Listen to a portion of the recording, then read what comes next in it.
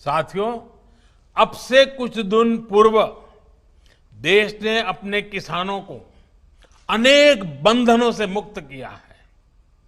अब देश का किसान कहीं पर भी किसी को भी अपनी उपज बेच सकता है।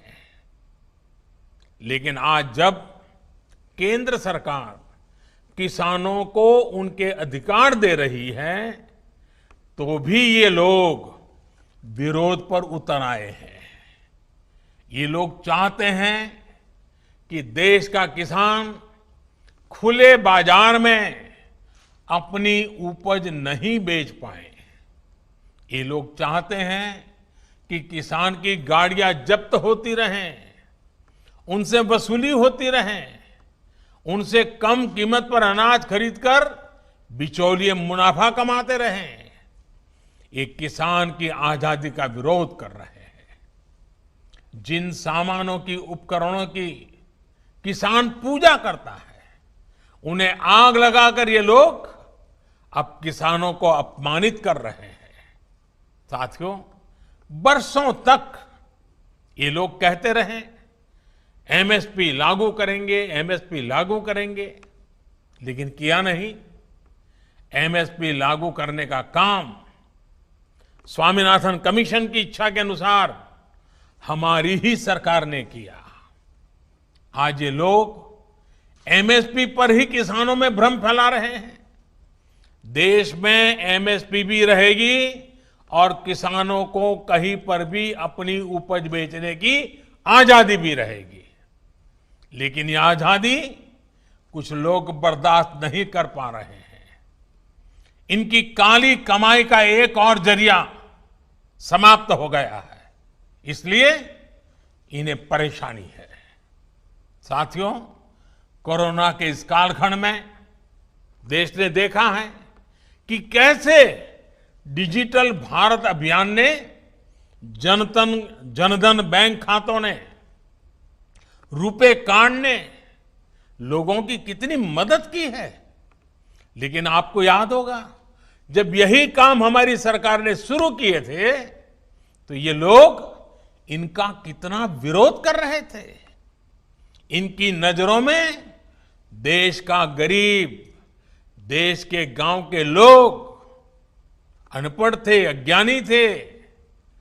देश के गरीब का बैंक खाता खुल जाए, वो भी डिजिटल लेन देन करें, इसका इन लोगों ने हमेशा विरोध किया। साथियों, देश ने ये भी देखा है कि जब वन नेशन वन टैक्स की बात आई, जीएसटी की बात आई, तो फिर ये लोग फिर विरोध करने के लिए मैदान में आ गए। जीएसटी की वजह से देश में घरेलू सामानों पर लगाने वाला टैक्स बहुत कम हो गया है। ज्यादातर घरेलू सामान, रसोई के लिए जरूरी चीजों पर टैक्स अब या तो नहीं है या फिर 5% से भी कम है। पहले इन्हीं चीजों पर ज्यादा टैक्स लगा करता था, लोगों को अपनी जेब से ज्यादा पैसे खर्च करने पड़ते थे। लेकिन आप देखिए, इन लोगों को जीएसटी से भी परेशानी, ये उसका मजाक उड़ाते हैं, उसका विरोध करते हैं।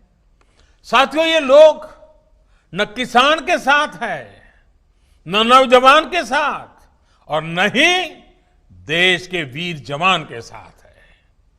आपको याद होगा, जब हमारी सरकार वन रैंक वन पेंशन लाई, उत्तराखंड के हजारों पूर्व सैनिकों को भी उनका अधिकार दिया, तो ये लोग इसका भी विरोध कर रहे थे। वन रैंक वन पेंशन लागू करने के बाद से सरकार पूर्व सैनिकों को लगभग 11,000 करोड़ रुपए एरियर के तो दे चुकी है। यहां उत्तराखंड में भी 1 लाख से ज्यादा पूर्व सैनिकों को इसका लाभ मिला है। लेकिन इन लोगों को वन रैंक वन पेंशन लागू किए जाने से हमेशा दिक्कत रही। इन लोगों ने वन रैंक वन पेंशन का भी विरोध किया।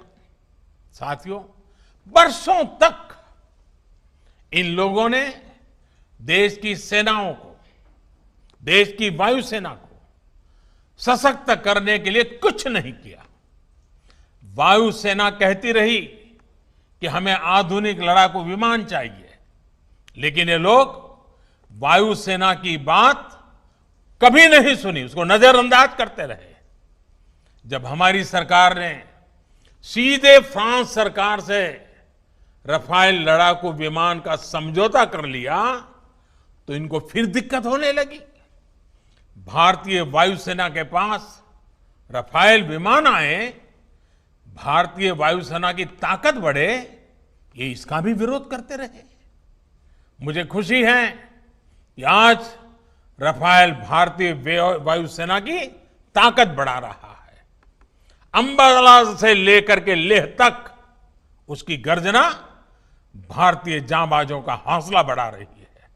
साथियों, 4 साल पहले का यही तो वो समय था जब देश के जांबाजों ने सर्जिकल स्ट्राइक करते हुए आतंक के अड्डों को तबाह कर दिया था। लेकिन ये लोग अपने जांबाजों के साहस की प्रशंसा करने के बजाय उनसे ही सर्जिकल स्ट्राइक के सबूत मांग रहे थे। सर्जिकल स्ट्राइक का भी विरोध करके ये लोग देश के सामने अपनी मंशा, अपनी नीयत साफ कर चुके हैं। देश के लिए हो, जो भी काम हो रहे हो, हर काम का विरोध करना इन लोगों की आदत हो गई है। उनकी राजनीति का एकमात्र तरीका ये यही है, बस विरोध विरोध विरोध। आप याद करिए, भारत की पहल पर जब पूरी दुनिया अंतर्राष्ट्रीय योग दिवस मना रही थी, पूरे विश्व में भारत गर्व कर सकता है योग पहुंच चुका है, तो ये भारत में ही योग का विरोध कर रहे थे। जब देश की सैकड़ों रियासतों को जोड़ने का काम, ऐतिहासिक काम करने वाले, भारत की एकता को मजबूत करने का काम करने वाले सरदार वल्लभ भाई पटेल की दुनिया की सबसे ऊंची प्रतिमा का अनावरण हो रहा था, तब भी ये लोग इसका विरोध कर रहे थे। आज तक इनका कोई बड़ा नेता स्टैच्यू ऑफ यूनिटी के दर्शन करने नहीं गया है। क्यों? क्योंकि उन्हें विरोध करना है। साथियों, जब गरीबों को 10% आरक्षण का फैसला हुआ, तब भी ये इसके विरोध में खड़े थे। जब 26 नवंबर को संविधान दिवस मनाने की बात आई, तब भी ये इसका विरोध कर रहे थे। डॉक्टर बाबा साहब आंबेडकर का विरोध कर रहे थे।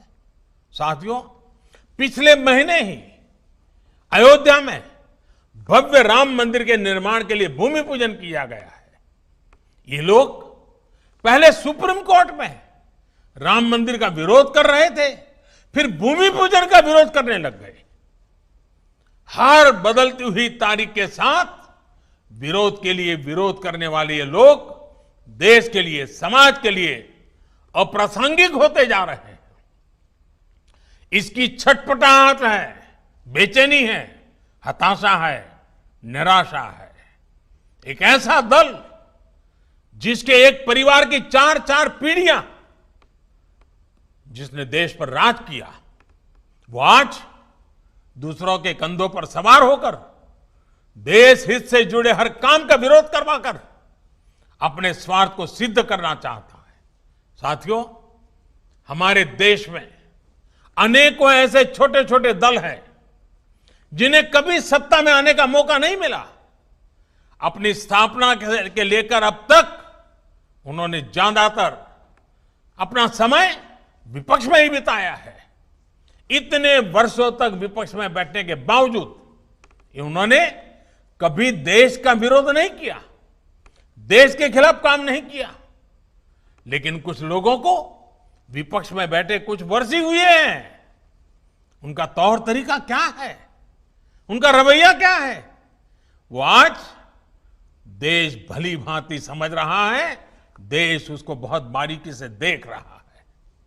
इनकी स्वार्थ नीति के बीच आत्मनिर्भर भारत के लिए बड़े रिफॉर्म्स का ये सिलसिला देश के संसाधनों को बेहतर बनाने का ये सिलसिला देश हित में है, देश की गरीबी से मुक्ति के अभियान के लिए है, देश को ताकतवर बनाने के लिए है और ये निरंतर जारी रहेगा।